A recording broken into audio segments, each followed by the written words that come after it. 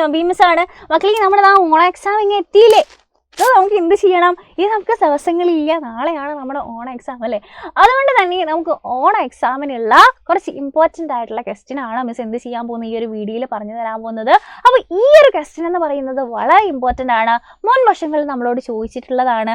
So മിസ്സിൻ്റെ കുട്ടികൾക്ക് എക്സാമിന് ചോദിക്കാൻ ചാൻസ് ഉള്ളൊരു ക്വസ്റ്റ്യൻ ആണ് കേട്ടോ. അതുകൊണ്ട് എന്ത് ചെയ്യണം?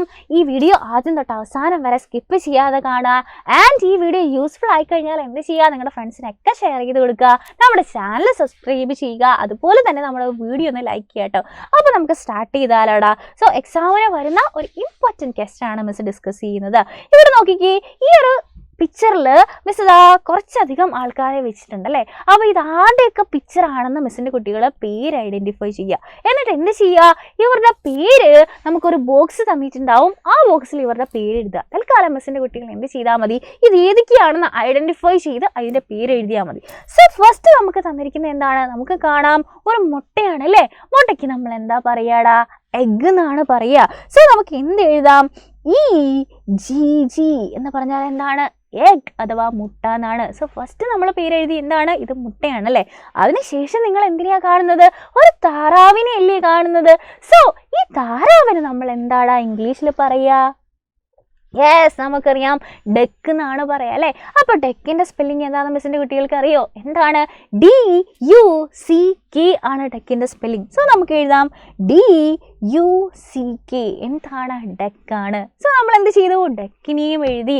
അതിനുശേഷം നമുക്ക് എന്താണ്? ടോം ആൻഡ് ജെറിയിലെ ജെറിയെ പോലെ ഒരാളെ കാണുന്നുണ്ടല്ലോ. ആരാണിത്? എലിയാണ് അല്ലേ? അപ്പോൾ എലിക്ക് നമ്മൾ എന്താ പറയുക? റാറ്റ് എന്നാണ് പറയുക. റാറ്റിൻ്റെ സ്പെല്ലിംഗ് മിസ്സിൻ്റെ കുട്ടികൾക്ക് അറിയോ? എന്താണ്? RAT, rat. അതല്ലാന്നുണ്ടെങ്കിൽ നമുക്ക് മൗസ് എന്നും പറയാം കേട്ടോ. MOUSE, മൗസ് എന്ന് പറയാം. അതും എലിന്ന് തന്നെയാണ്. സോ മിസ്സിൻ്റെ കുട്ടികൾ ഈസി ആയിട്ടുള്ള റാറ്റ് എന്നുള്ളത് പഠിച്ചു വെച്ചാൽ മതി.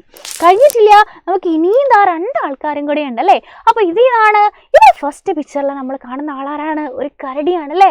അപ്പോൾ ഈ ഒരു കരടിക്ക് നമ്മൾ എന്താ ഇംഗ്ലീഷിൽ പേര് പറയാ?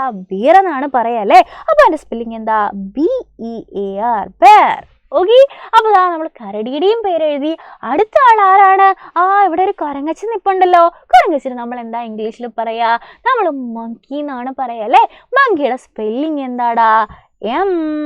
MONKEY, monkey.